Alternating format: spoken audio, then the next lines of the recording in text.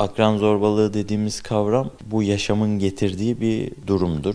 Bir araya geldiği zaman çocuklar bazı özellikleri ortaya çıkar ve bu özellikleri sebebiyle birbirlerine bazı sıkıntılar, bazı güzellikler verebilirler. Önemli olan burada akran zorbalığıyla karşılaşan bir çocuğun ailesine bunu iletebiliyor olması, ailesiyle iletişiminin iyi olmasıdır. Bir çocuğun eğer ki ailesiyle iletişimi iyiyse akran zorbalığı yaşama ihtimalinde az olduğunu görüyoruz. Çünkü çocuklar eğer iletişim kuramazlarsa ebeveynleriyle okulda ya da herhangi bir yerde akranlarıyla daha çok ilişki kuruyor, daha çok iletişim kuruyor, onlarla dertlerini paylaşıyor ve bu tarz durumları yaşama riskleri artıyor. O sebeple biz ebeveynlere hep şunu öneriyoruz. Çocuğunuzla ilişkinizi arttırın. Çünkü bu akran zorbalığı gibi durumlarda bile bu çocukların aileleriyle olan ilişkilerine baktığımızda daha sıkıntı yaşadıklarını görüyoruz.